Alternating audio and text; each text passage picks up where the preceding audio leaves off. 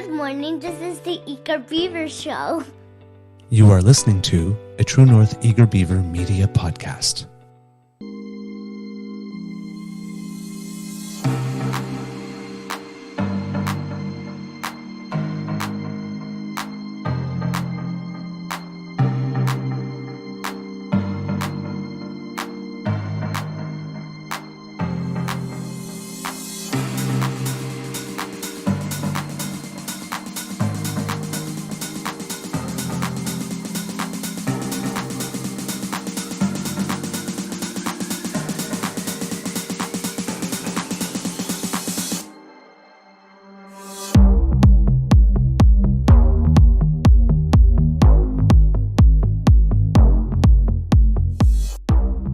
The True North Eager Beaver podcasts are proudly brought to you by our founding sponsors, the Miss V Mysteries from Corvid Moon Publishing, your source for science fiction, fantasy, and cozy mysteries featuring a broad diversity of characters.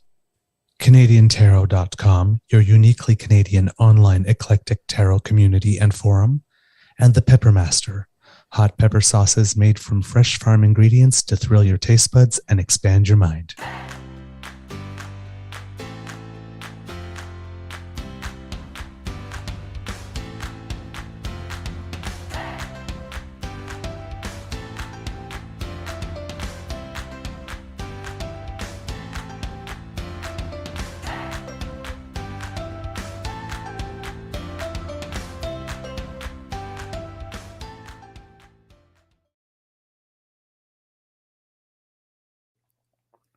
Well, good morning and hello, kids, and welcome to season 3 and episode of, I really don't know at the moment, of the Daily Beaver Morning Show here on the Crier Media Network.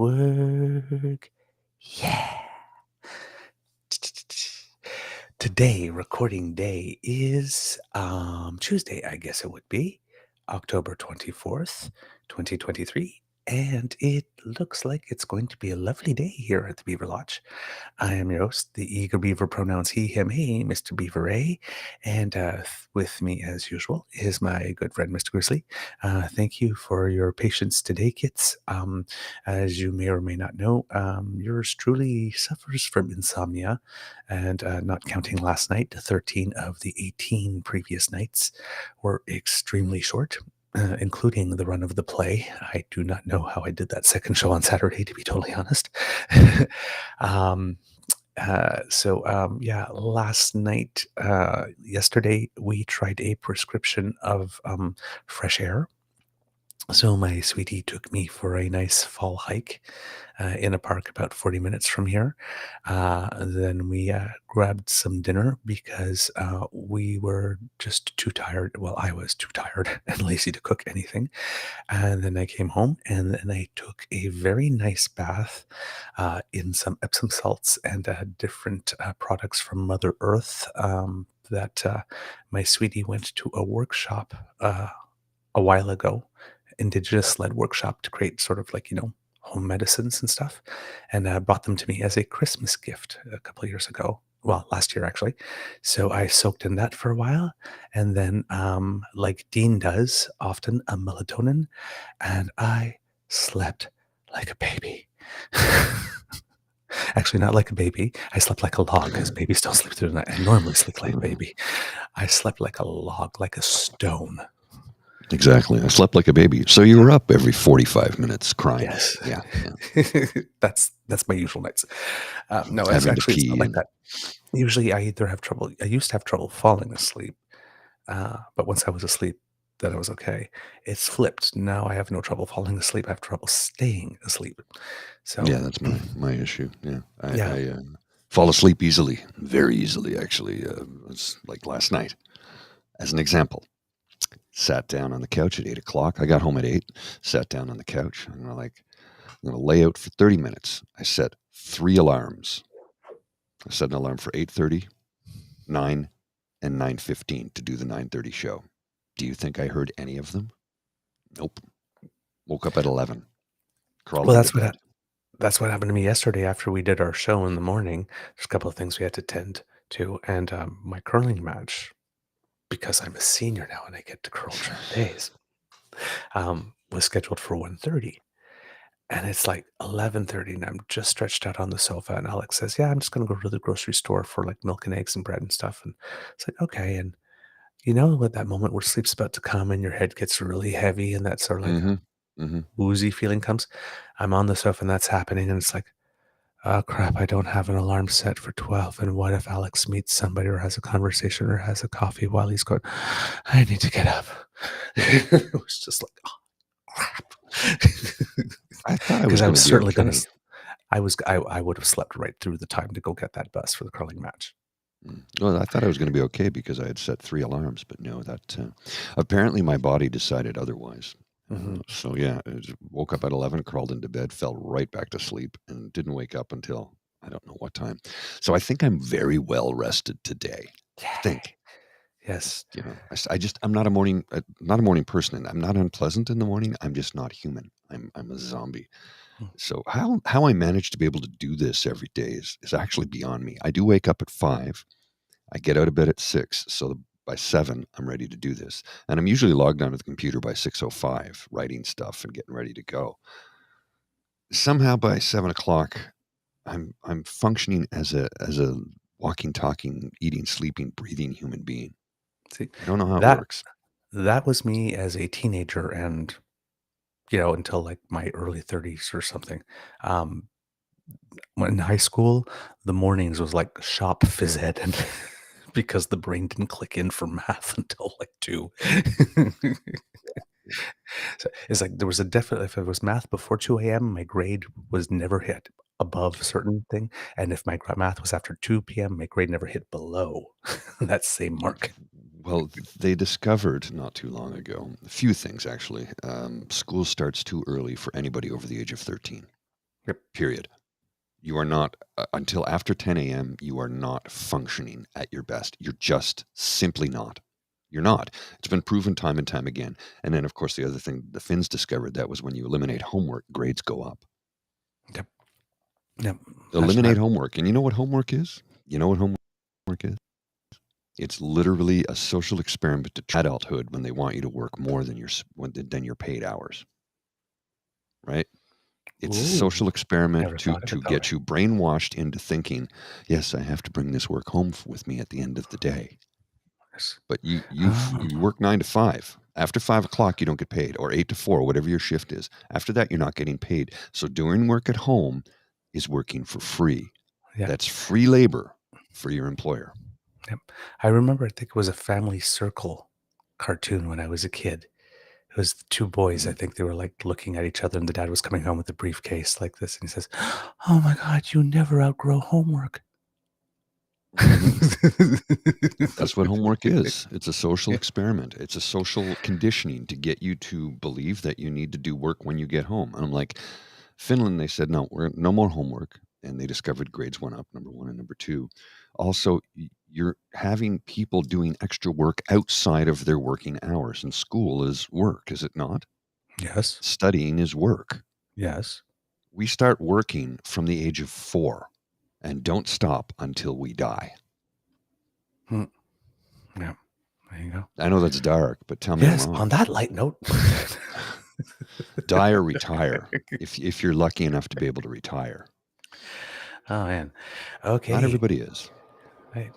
Um, yes, Daily Beaver does, yes, that does equal, that, yes, that does indeed equal Beaver Sweetie. Indeed, yes. Thanks for the question. And Kit Mohan says, good morning, Damn Fam from Mateo and I. 6-year-old Mateo, by the way, 6-year-old in a few days now. Good morning, everyone. Good morning, family. Lovely to see you. Thank you so much for joining us. Yes, Miss Sadeka, I had a very deep sleep and didn't want to get up. I think that's the thing too. It's like when you're enjoying it, it's like, oh, come on, man. I'm in a good vibe here. Let's keep it going.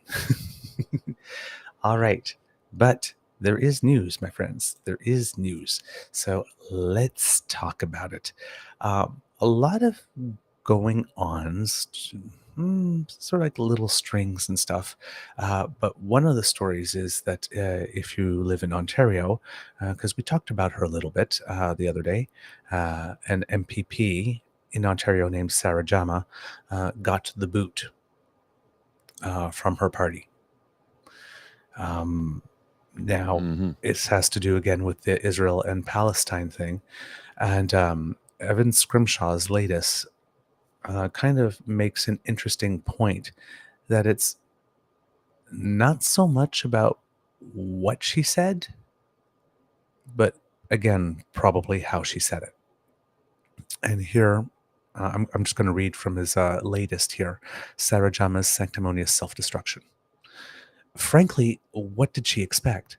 Sarah Jama rose on the floor of the Ontario legislature to speak against her being censured and gave a completely different speech to the one she had agreed with her leadership to give.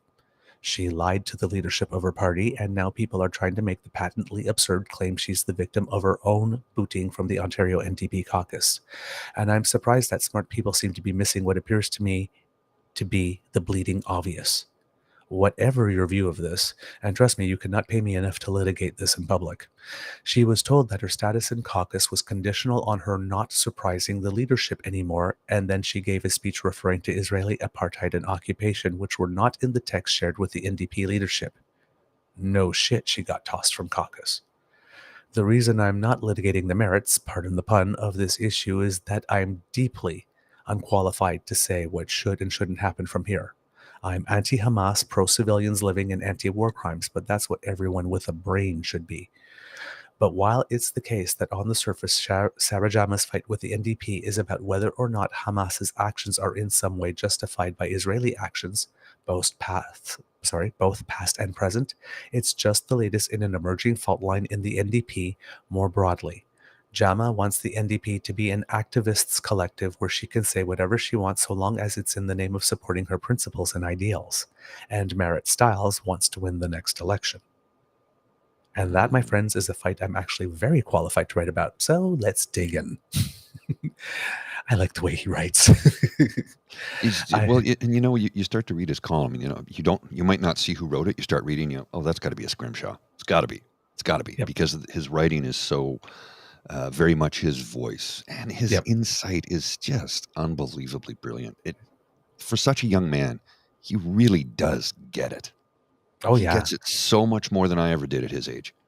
I Yep. have so much respect for him. Yep. All right, he continues. I've written a lot in the federal context about how the NDP is a marriage between economic left-wingers, who often sometimes don't have the greatest social values, and socially progressive urbanites who unironically say the words safe spaces.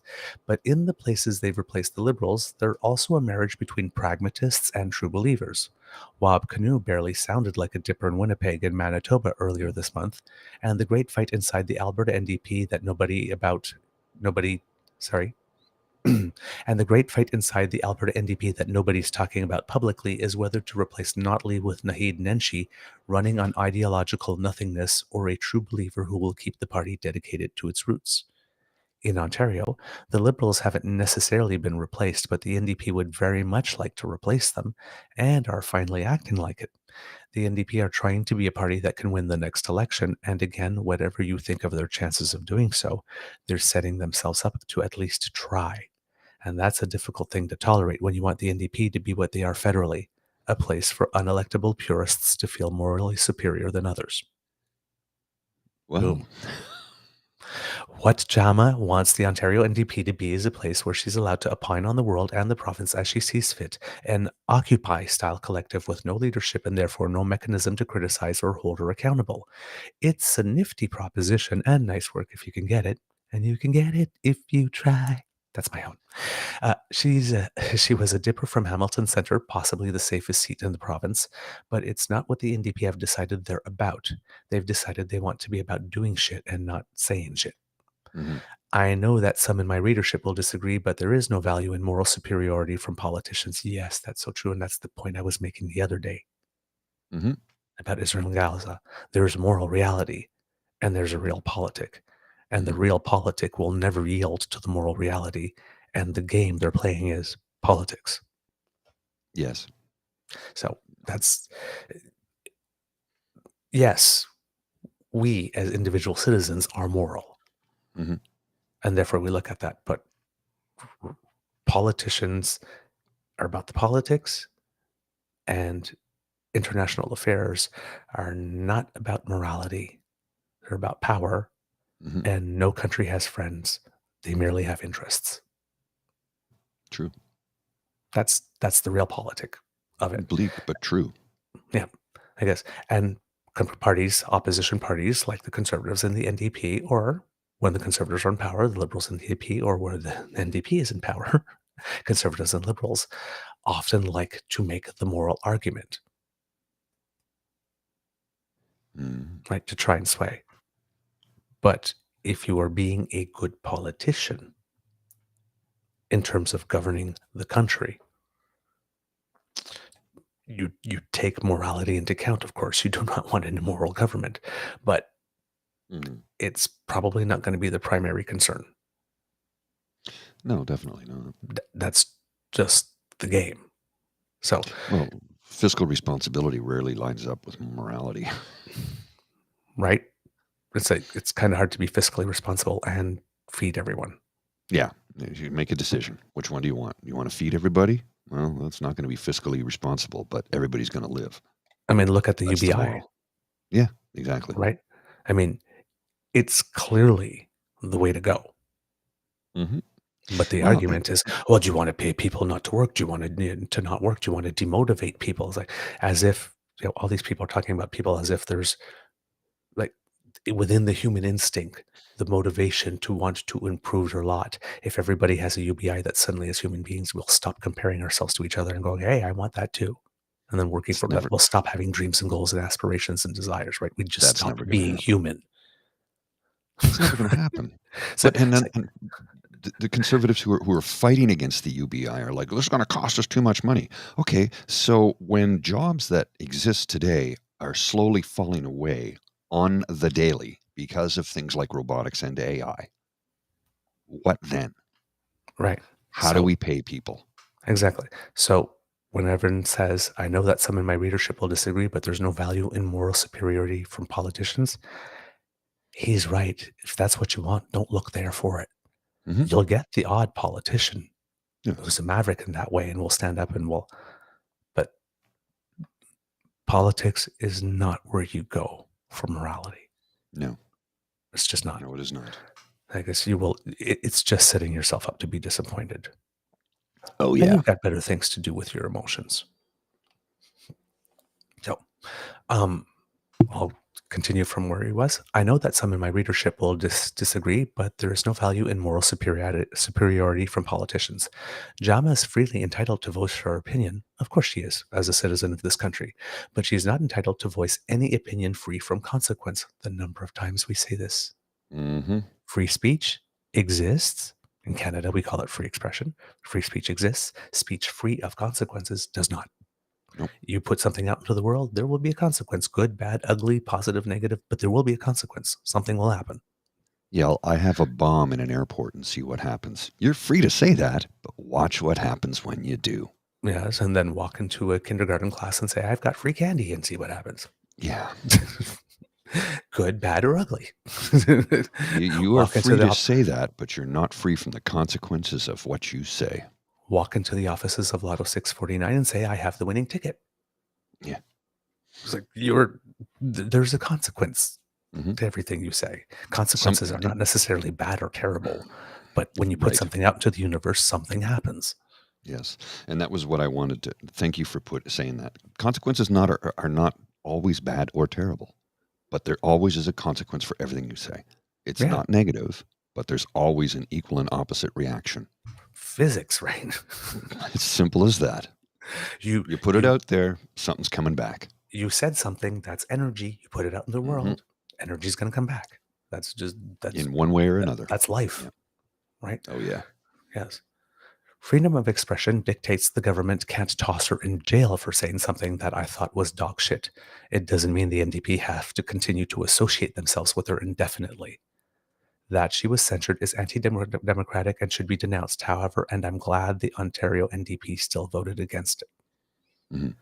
With those criticizing the NDP, Uh, NDP blanche. I don't know what that means exactly. Maybe there's a word missing there. Carte blanche, maybe.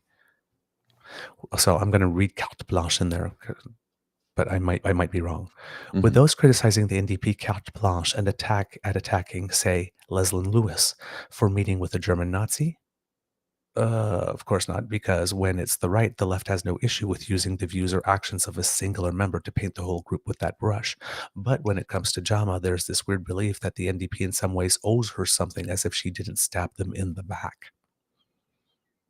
And if she made a promise that she would not freelance and then went out and freelance, and of all issues on the planet to freelance this one while there's a war going on,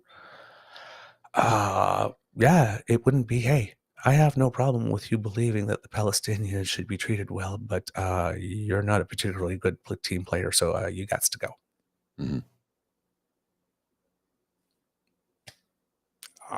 Yeah. You can't do that when you're a member of a team. Well, this kind of worked in the favor. Ford was the one who called for her ouster. Well, yeah, gave him a distraction. From him. Yeah, it's the distraction, right? Yeah. Look over there. And here's the irony. There. The guy that's leading the government that's now officially under criminal investigation demanded the resignation of someone and got it when he's the one who should be gone. And he tweeted his demand, and my response was, "You first." But he got what he wanted. It's like, oh shit. Like, is Dougie going to pay the consequences for his actions in this case? Is he? Again, if we're going to be doing comparative consequencing, Sarah Jama for freelancing on her party, Doug Ford for making his entire party the subject of a criminal investigation. Yeah. And he's still there. Ontario NDP caucus, Ontario PC caucus. You're not helping your re-election chances. Oh, goodness, no. You got to throw Papa from the train. If Sarah Jama's out of caucus for what she did, he got to go. It won't happen, though. I agreed, but it won't happen. Like, juxtaposition here. She said some words that people disagree with. He did some things that are criminal. She's gone. How is he still there? But again, she's not gone for her words. No. She's gone for promising her party that she would behave in a certain way. She still could have made that point. Yes. She maybe would have had to run it by the party and maybe advocate more within the party. She got ousted for a justifiable reason. Yes. The party made a decision that they were only going to go so far in their statements. She wanted it to say more. It was not going to. So she did. But in the name of the party. Yeah. Which, I'm sorry, you can't do that. Not when they said don't do it. I guess what you agree to in the team, you advocate for what you want in the team. But once the team makes a decision as a team player, you run with it. So there are people in Justin Trudeau's caucus who I'm sure are, when it comes to the pro-choice thing, maybe have an issue. Oh, yeah. Like there definitely is. Definitely wouldn't do it personally. Definitely would not be happy if someone in their family did it. But as a member of that party, their official stance will be, regardless of what I personally believe, I'm going to fight to the death for your right to have access to this. That's the team. She was not on the team on this issue. And, now, we're getting different comments here about, how there's a lot of support behind her and how she's a good person. And absolutely. None of that's up for question. And I don't even have an issue with what she said. Exactly. We read what she said. It's not bad. It's not bad. True. I don't have a problem with it. She was accurate. The issue is she went against the party on this. She said, I'll do this, and did something else. And you just can't simply have that. It's just, you just can't have that within the party. Anybody in the Liberal caucus who does that, they're going to get booted too. When an MP does something that throws the party off message, you're free to do it, but there are consequences. And she's facing it for this. Like this. Now, had she,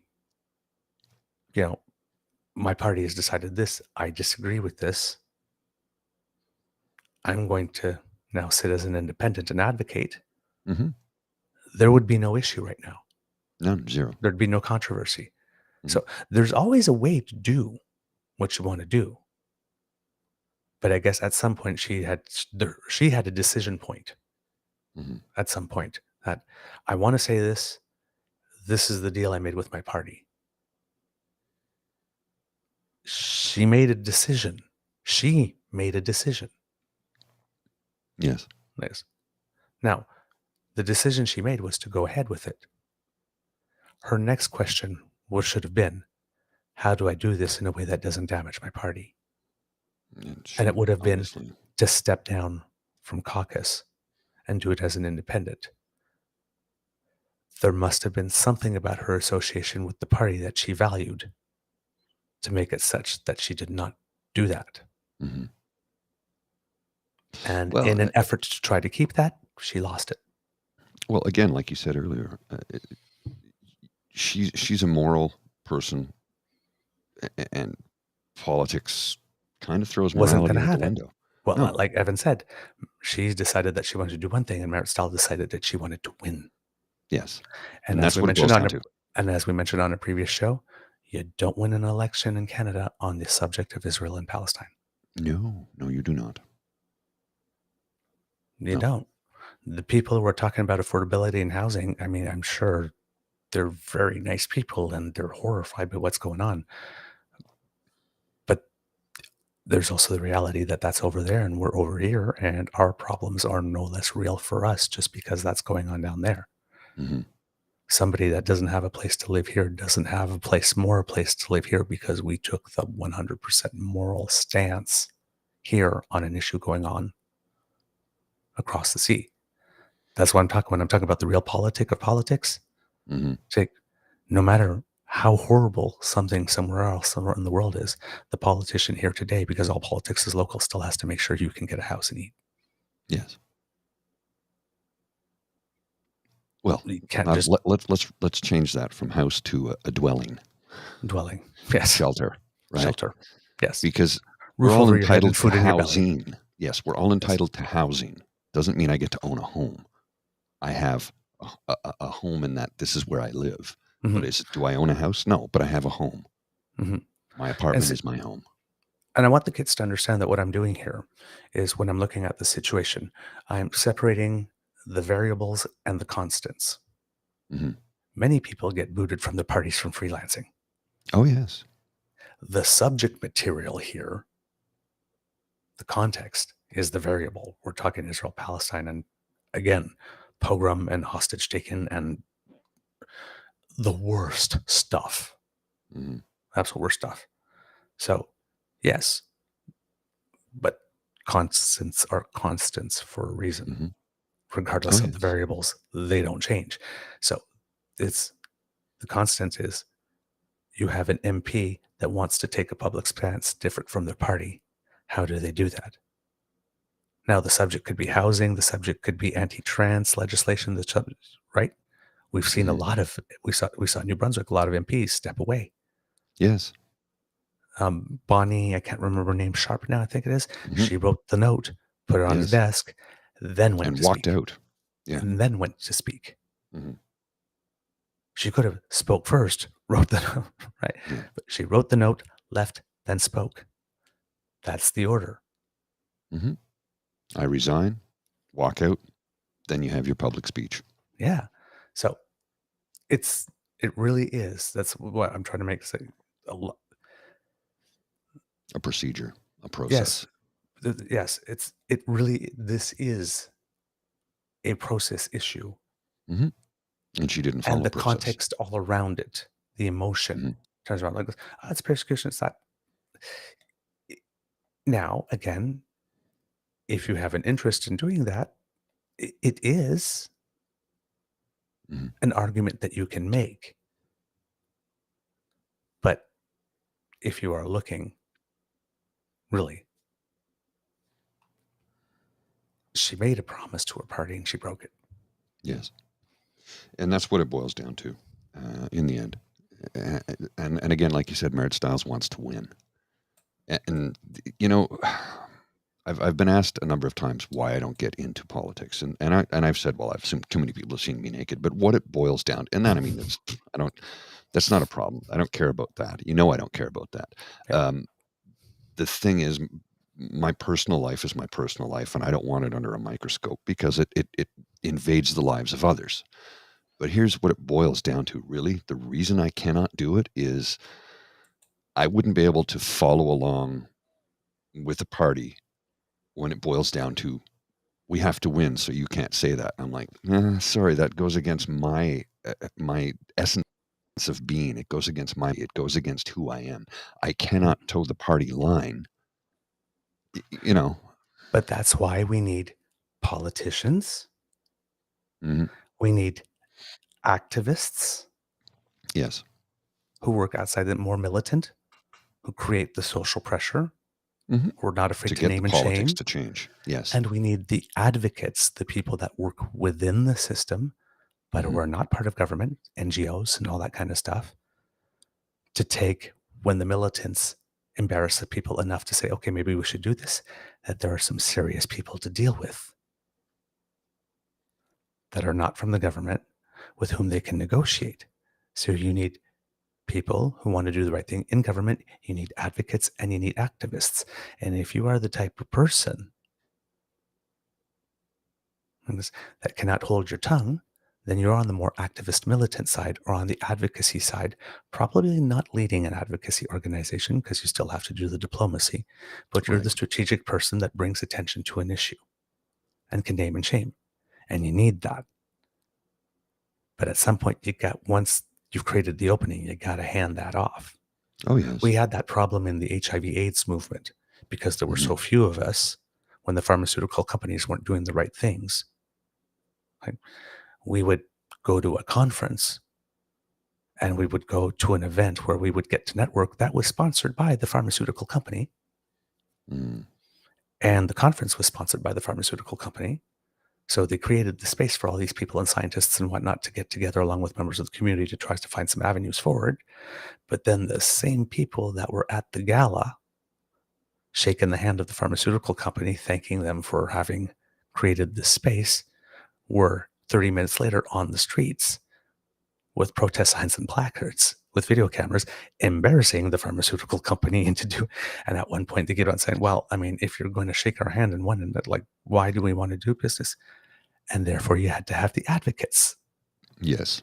The advocates shook the hand at the gala, the activists on the street. That is how it's done. It's levels, multiple layers of politics involved, and many of them are not even, not politicians. We're not politicians. So we're not, but we're activists. Sarah Jama is probably a great independent MP if she wants to work within Parliament. She is probably a wonderful leader of an advocacy group and can do the advocacy work on behalf of an organization. But she might not be a party politics person. Entirely possible, and it would seem to be that way in this instance, anyway. And it takes all kinds to make a world. Party. Yeah, so it's not about her views. No, it's not about her views. But out of caucus as an independent MP, maybe she can do a lot of good. And maybe as a result of this, it's not all bad. As a result of this, there might be organizations that now see her in her next act. Yes, if she doesn't decide to run again for politics, or if she decides to leave politics or whatever, she might again try another run as an independent. She might make up with a party. We never know what happens. But I'm sure there are lots of organizations now that see her as, okay, this is somebody who's willing to take a stance, even to find some party. Yes, there's maybe an association, an organization, an activist group or whatnot that will be happy to have her voice. And maybe it will be in a place where it can do more good than it is now. We're all trying to find our spots in the world. Well, and remember, folks, if you get involved in provincial politics in the province of Ontario, You are doing this out of a sense of duty. Maybe you have a bigger plan for afterwards. With the connections I make, I'll be able to network. But there is no pension plan for members of provincial parliament in the province of Ontario. That's true. So if you think you do your 6 or 8 or 10 years in that position and you're going to get your golden parrot, it doesn't exist. Mike Harris got rid of it 30 years ago. It is not a thing. Is it 30 years ago? It's a long time ago. It's 25 years ago at Mike least. Harris, yeah. Maybe it's 30 years. Either way, there is no pension plan for members of provincial parliament in the province of Ontario. So those who get involved in provincial politics are doing so out of a sense of duty in many, many cases. Yeah. All right. Let's see what else he had to say on this one. Here we go. At the end of the day, the NDP has every right to try and win the next election, and someone who can decry on the floor of the Ontario legislature the Israeli apartheid, but can't bring herself to say Hamas did anything wrong, beyond attacking Israel for collective punishment of the actions of Hamas, is an electoral liability. The reason, of course, that Jama refused to say anything more is the same reason her initial statement led with a paragraph of air quotes context on the history before decrying unattributed violence. She refuses to say the violence was unjustified, but more importantly, she views her role as some sort of truth teller as above her responsibilities to anyone else. At the end of the day, Jama will never end up doing much of anything to enact any form of structural reform and actual aid to the people in Ontario who need it. I'm not sure Merritt Stiles will either, but I know for damn fucking sure that Stiles has a better fucking chance of being remembered for any form of substantive achievement than Jama does, because Jama doesn't get that doing shit is more important than feeling good about yourself. Ooh, that's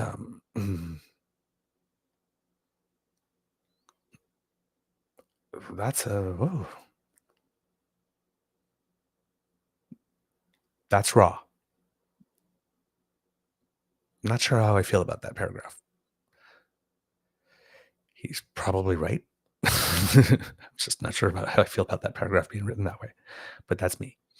The reason I'm pissed at Jagmeet Singh is that I want a left that actually can achieve electoral outcomes, because a strong left, especially in places where they are the ultimate opposition, is a good thing for the vulnerable and the needy. If Bonnie Crombie becomes the Ontario Liberal leader, I'm voting NDP, and I won't feel bad about it for a single second, because they are in the midst of remembering that they need to be a serious party to win office.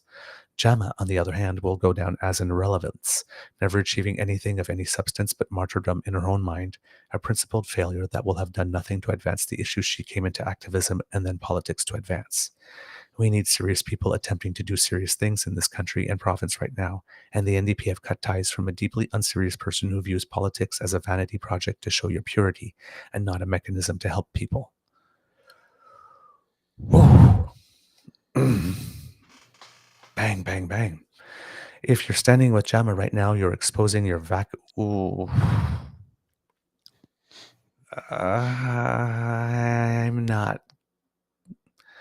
I'm not sure I agree with this one at all, but I'm going to read it. If you're standing with Jama right now, you're exposing your vacuousness and your sanctimony, because any project that views lying to your leadership and daring them to remove you from caucus as worthwhile is a project that has decided that helping anyone is too difficult and therefore not actually a priority. And in 3 years, when she is ingloriously sent back to the obscurity her uselessness and sanctimoniousness deserves, we will all be the better off for it. Ooh. Well, Evan doesn't pull his punches. Yeah, it's more like if you're standing with Jama right now, you're exposing your vacuousness. You might be standing with her for other reasons.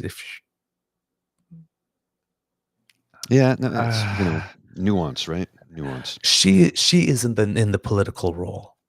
Mm-hmm. We here are not, who are watching her. So, if what she said connected with you, you're not vacuous and you're not full of sanctimony. But if you expect that what she said meant that her entire party should adopt it as party policy, and the party should decide to basically commit political suicide for the next election in order to take this stance, your view of how politics works and the direction which influence within a party goes might need some adjusting. But it doesn't, I don't think it says anything about you morally or as a person or your values. I wonder if It's just maybe and this is misplaced just expectations. well, it's maybe this is just sort of an interpretation on my part, but he's seen people doing this as a posturing Yes, maneuver. yes. There's the average person watching Mhm. at home, and then there's the, you know, very politically astute, politically aware person um, who might be just involved or engaged in ways other than just being a person at home watching it on TV and thinking, "Oh my God, this is so terrible," Mhm. right? Or people that identify with the communities who are not politically active in Yeah. any way. I mean, I'm sure there's a lot of people from the Jewish community and the Palestinian community and the broader Arab community in Canada who are seeing this going on and are rolling their eyes and saying, "Yeah, I'm not getting involved. Mhm. Oh, yeah, yeah. I, No, I I, I get it. came There's here. lots I of came here people. to get away from this. It's happening over there. I I'm not want no part of no it. part of it." Mm. Right? Well, and just because you're a member of a community does not mean you have to be involved 100% of the time with every single cause that there is for that community because we're human beings. We We're we living. get tired, we get exhausted, we get moments where it's like, I don't want anything to do with this. I just want to get on with my life because I lived this before and it's time for me to move on. And there's something else to consider. And granted, I sit upon a high horse when I say this.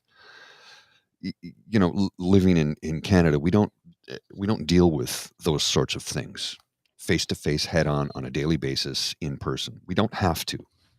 This is one of the very lucky things we have. And as a cishet white male on my white pyramid of privilege, I say there are times when my mental health can't deal with it and I need to take care of myself and just walk away in a different direction. There are lots of people who I'm sure feel the same way who look nothing like me, who just, it's like, no, I came here to get away from that. I want it out of my life. And you know what? That's okay. It's absolutely okay because in the end of the day, you have to take care of yourself first because you can't take care of others if you're not healthy. You need to it's like put your mask on first and then help everybody else Right? when you're on the plane, right? This is what I'm referring to. It's the first thing they teach you when the masks drop, make sure yours is on securely before helping others.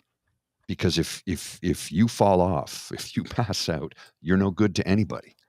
So you need to take care of yourself first. So if anybody says I can't be bothered with this, I'm not judging you for that. I'm not. You need to take care of yourself first. And if you're in a good enough place emotionally, physically, mentally to help, that's awesome. But if you need to walk away, or if you like we have said time and time again, you came to this country to get away from all of that. You want that all in your rearview mirror. That's fine too. So don't let anybody guilt you into having to choose a side when you don't want to. You just want to live your life like so many people in Israel and Palestine, the Gaza Strip. So many people just want to live their lives and they don't get to because of religion and politics. Yeah. Yeah.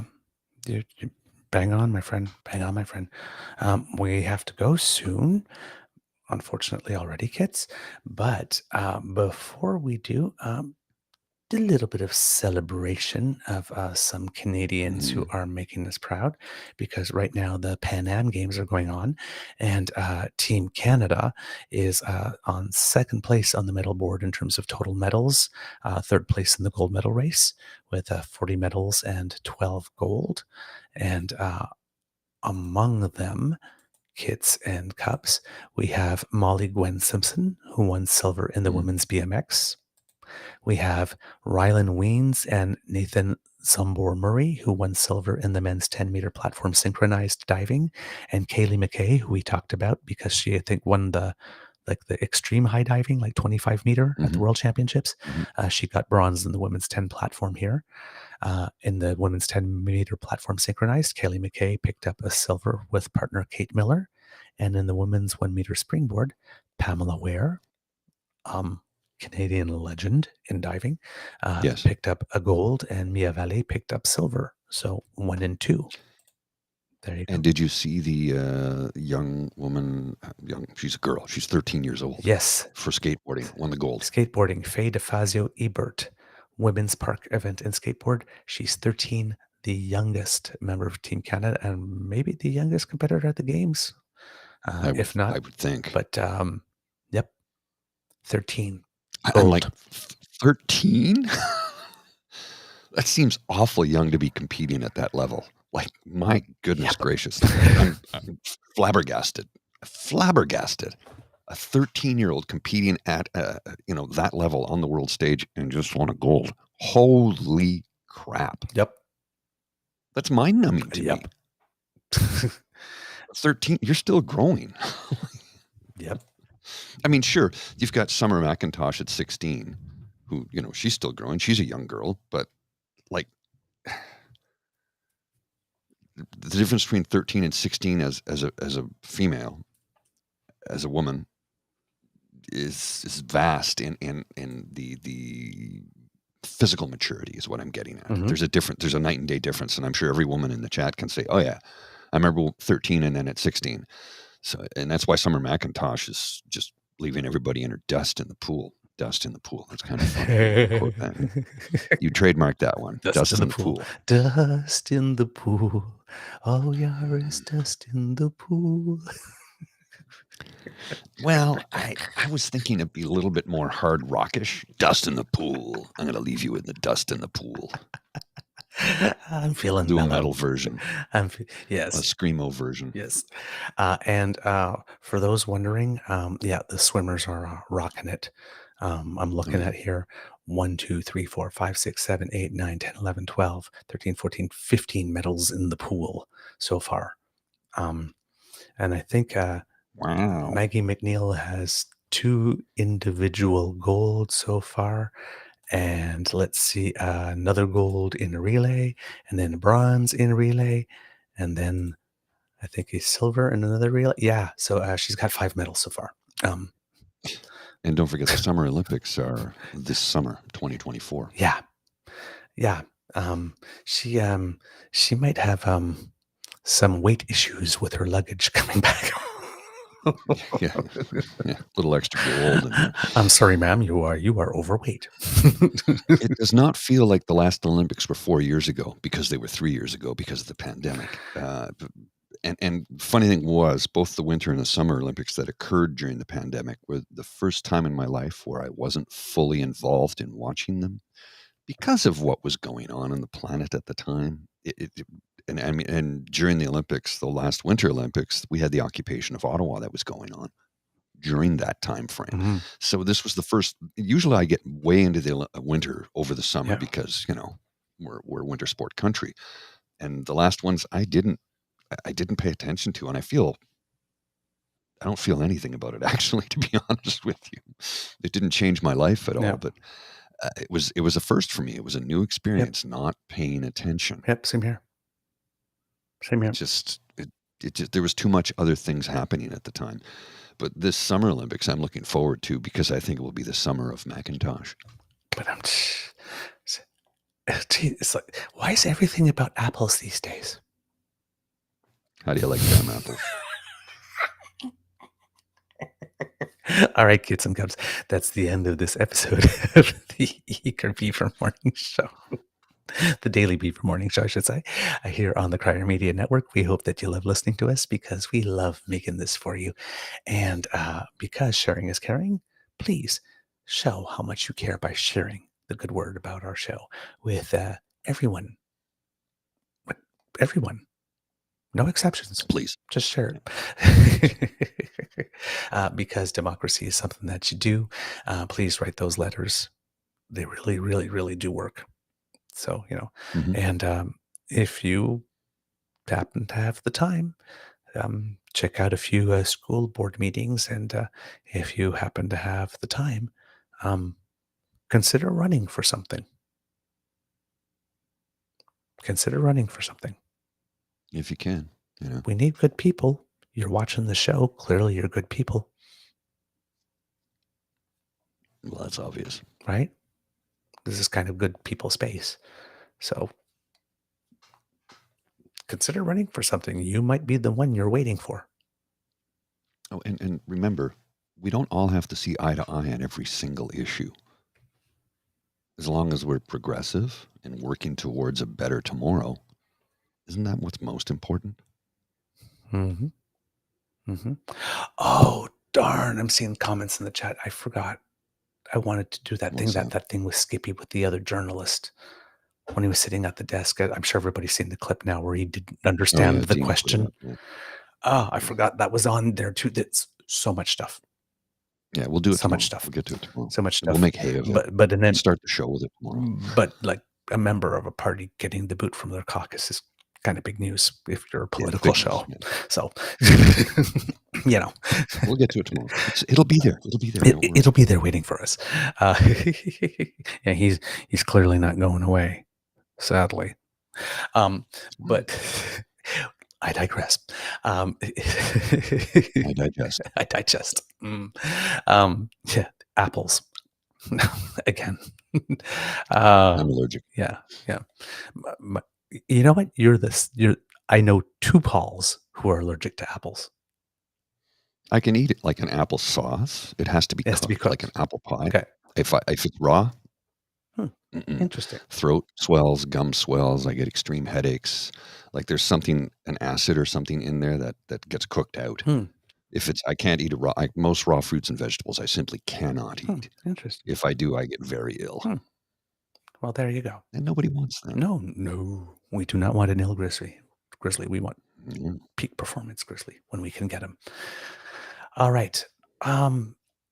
If you would like to subscribe to our show and not miss a single episode, as Mr. Grizzly put it down there earlier, the pod page, sponsored by the Ray Girl. Thank you very much, by the way. You go to podpage.com/The True North Eager Beaver, lowercase letters with a hyphen between each one of those words. And that way you subscribe. And when we have an episode out for you, fresh off the bandwidth, you get it right away.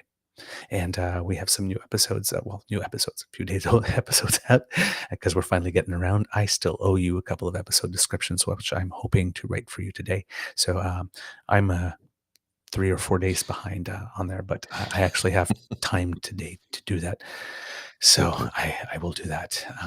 Yes, it's the only thing I have on my schedule today is, main thing, I still got regular work and whatnot, but is to go get my flu and COVID shot. And I am really hoping that the COVID shot knocks me out today. So I have planned nothing because I need the sleep. So come on, give me right here. Okay. If you would like to contribute to help us do the show, The Squiggly by Mr. Grizzly's Head, that's our coffee page, ko-fi.com/eagerbeaver. Lowercase letters, all in one word, and that's where you can make your contribution to our chip jar, where we make sure that we remain hydrated in order to produce this for you. And before you go, make like Elaine and subscribe, or share. There it is with our on our YouTube channel, and that helps us out a lot. From the Beaver Lodge, this is your Eager Beaver saying it could be a tough world out there, so please be kind to and gentle with yourself. Mr. Grizzly's had this work call, I would assume, coming in at the moment, so I am going to stretch a little bit here and give you a little bit more Pan Am Games love. Let's see, who else are we celebrating? Our equestrian dressage team picked up a bronze medal. In gymnastics, artistic, the women's team picked up a bronze and the men's team picked up the silver. Felix Dolce, who we talked about a couple of days ago because he made some apparatus finals at the World Championships, picked up the gold in the all-around competition. The apparatus finals are coming now in gymnastics, will be over the next few days. In mountain biking, Gunnar Holmgren won gold, and actually it was the first medal of the games. So while until somebody won a second medal, we were number one on the medal table, thanks to him. And then Jennifer Ming Jackson, I believe, got the gold. I have to leave right now. Okay. We'll see you Right now, now. kids. Have a good day. Bye. Good morning, this is the Eager Beaver Show. You are listening to a True North Eager Beaver.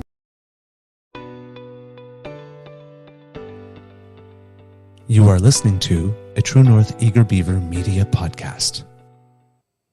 The True North Eager Beaver podcasts are proudly brought to you by our founding sponsors, the Miss V Mysteries from Corvid Moon Publishing, your source for science fiction, fantasy, and cozy mysteries featuring a broad diversity of characters. CanadianTarot.com, your uniquely Canadian online eclectic tarot community and forum, and The Peppermaster, hot pepper sauces made from fresh farm ingredients to thrill your taste buds and expand your mind.